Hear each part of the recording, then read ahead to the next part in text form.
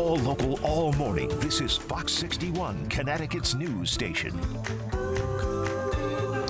Now at 6, a woman is in the hospital this morning after Bristol police say a car hit her. We'll have the latest on the investigation in just a few minutes from now. Well, good morning and happy Friday. Thanks for starting yours off with us. I'm Eric Harris. And I'm Bridget Purla. We can taste the weekend. It is that close, and the weather's looking good for it overall. Let's get a check on the forecast with Rachel Piscatelli. Good morning, Rachel. Hey, good morning. So it feels a little bit more like summertime this morning than it does fall, right? Temperatures are in the 60s this morning. We did have a little bit of rain come through. Now we're left with mostly cloudy skies, and there's a summery feel to the air right now, and that's where we're going to stay throughout the day. On our satellite and radar picture, the bulk of the rain has pushed out of the area as of around 5 o'clock this morning. So we do have mostly cloudy skies, but we are going to be trending in the right direction today. So no need to grab the umbrella. Temperatures anywhere from 9 to about 12 degrees warmer than this time yesterday. We're sitting in the 60s across the state, 63 in Torrington, 63 in Waterbury. You'll probably be able to ditch that jacket that you've been grabbing the last couple of mornings to deal with the chilly conditions, as humidity is going to stay elevated throughout the day today, and it's not going anywhere tonight as well. So it's going to be muggy. We're going to see a breeze start to kick in later on today too, where you could see gust potential closer to about 20 miles per hour. So your school bus forecast for today, plan for the 60s this morning, up to around 80 to about 82 degrees this afternoon, with that higher humidity likely. So town by town for today, we're in the 80s across the state, 79 in Litchfield, 83 in Hartford, 78 towards Montville, 76 in Groton. Then for tomorrow, we are watching some stronger storms. So between about 2 and 8 o'clock tomorrow evening,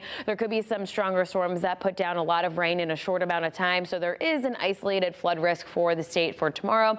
We'll have more details on that storm risk coming up in just around 15 minutes. Checking in with the roads now at 6:02, largely quiet across the state. So really no weather issues are weather or traffic issues are expected today, or at least right now. So out the door this morning, a little bit of fog over in Waterbury on 91 this morning. That looks okay, as well as 95.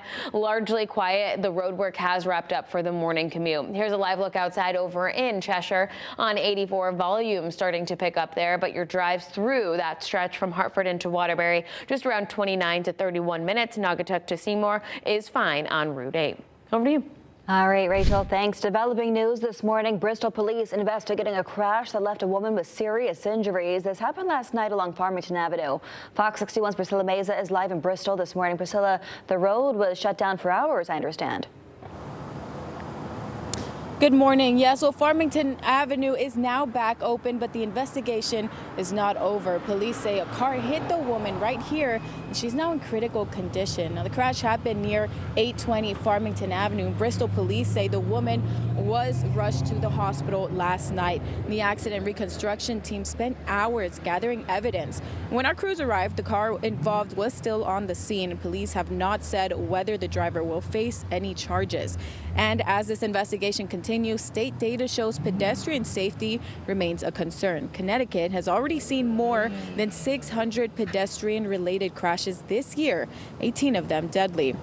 Well, Bristol police say the woman's name has not been released yet, but they are asking anyone with information to please come forward. Live in Bristol, Priscilla Meza, Fox 61. Priscilla, thanks so much. 6:03 right now, and tenants who live in one apartment complex in Avon are frustrated and they're getting angry. They say they have a list of issues that the landlord is not taking care of. Last night, some of those tenants brought those issues to a town council meeting. Fox 61's Joe Monty is in Avon with more on what these tenants are having to deal with. Joe, this is very frustrating. That's right. Good morning, Bridget and Erica. Dirty pool water, long repair times, and missing or broken gym equipment are just some of the issues that tenants at Avon Place apartment complex have had to deal with. They say they've brought these issues to the landlord. They've also brought them up at the town council meeting, and they're hoping to get some of these issues fixed. Tenants say the elevator breaks regularly, and it usually takes 6 to 12 weeks to fix. It's an inconvenience for some, but a serious problem for people with mobility issues living on the upper floors. Tenants also say the pool hasn't been open since the summer of 2022. They've been in contact with the health department because the pool water is green. Tenants say they were told there's a list of reasons why the pool hasn't been reopened by the health department. They also say having their own gym is convenient, but it would be better if the equipment wasn't missing or broken. The tenants pay an activity fee for the gym and the pool, and with all of these issues, they wonder why they still are. Others also complained about a lack of heat, caving-in ceilings, and potholes in the road leading up to the apartments. Tenants brought up these concerns at a town council meeting. They say for the money they're paying, they want to see action taken by the landlord or by the town. Well, if we have to work and we're able to pay our rent on time, they should be able to afford to maintain proper care of everything. I hope the town council can get somewhere with the landlord. They say their efforts with the landlord have gotten them nothing but resistance and even some retaliation. We've reached out to the landlord and we're waiting to hear back. For now in Avon, Joe Monti, Fox 61. All right, Joe, thank you very much. This afternoon, a ceremony will be held at the Jude Lane overpass on I-84 in Southington to dedicate the bridge to honor fallen State Trooper Aaron Pelletier. The ceremony will take place at 3:30 this afternoon. Trooper First Class Pelletier was killed in the line of duty on I-84 in Southington back on May 30th, 2024. You see him there with his family. He was outside of his police cruiser with another car on the right shoulder of the highway when a pickup truck hit him.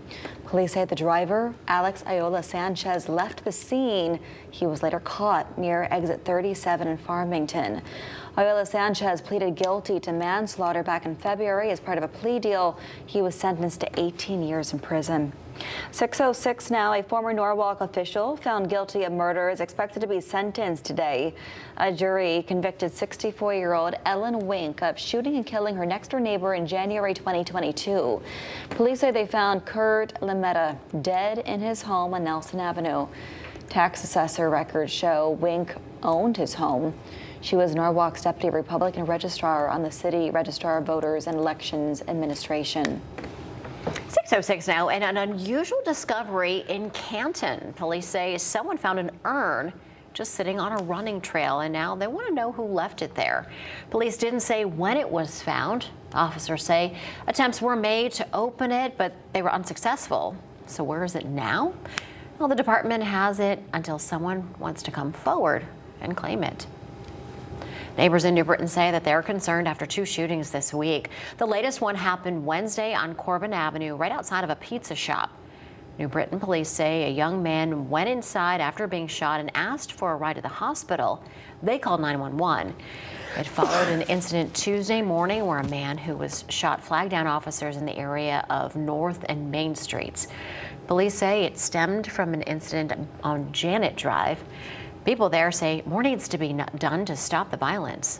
Be there for your kids, be there for your mother, be there for your brother, be there for your sister, your neighbor. You know what I mean? Learn to be a better person. And when you don't have a home, you don't have someone to talk to, someone to look up to, you turn to the streets. Now, that resident there added that he believes it's the community's job to love one another and not create new laws. He says he has a lot of friends in the graveyards throughout the state because of some bad decisions. These incidents come amid a push by a group of senators in Congress for gun control reform.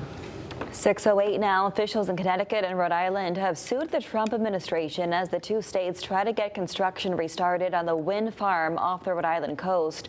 It's called the Revolution Wind Project, and it's about 80% complete. The Trump administration abruptly ordered the work be stopped about 2 weeks ago, saying it needed time to address national security and environmental concerns. The president has also been a repeated critic of wind power, but officials from both states say billions of dollars have already been poured into the project, and it will save money in the long run just to finish it. DEP says ending the project could lead to rolling blackouts, higher energy bills, and the loss of 1,200 local jobs. The lawsuit claims the Trump administration never explained what the concerns were. They're trying to get a judge now to declare the stop work order unlawful and get construction started once again. A new state audit finds the Board of Regents for Higher Education failed to complete emergency agreements with local and state police. That means during a crisis, police might not be able to access college security cameras or communication systems. The board, which oversees state universities and community colleges, says is working to fix the issue and has launched a new compliance office. Auditors also flagged poor inventory practices and dual employment violations. The board has agreed with the findings and pledged improvements across the system. The 2025 school year is underway, and several school districts are still facing hiring shortages. Waterbury Public School Superintendent Darren Schwartz told us that they have made a lot of progress with hiring this summer. Back in July, they had about 110 vacancies. As of the start of September, that number went down to 56. However, Waterbury is a massive school district with about 1,500 positions, so that number comes out to less than 4%. Despite a difficult hiring climate in education, Schwartz says that he's proud of the progress they've made. Now, when it comes to certain specialty education fields, there's not enough interest from college students to pursue those jobs. And of course, that makes hiring for those positions even harder. The Department of Education says all around the country, about 45% of schools reported vacancies recently for their special education roles. We've been struggling with a national teacher shortage for a few years now, and so nothing is more important than our teachers and our administrators in the schools. Some schools are now looking to hire teachers from other schools around the state who have been laid off recently because of cuts.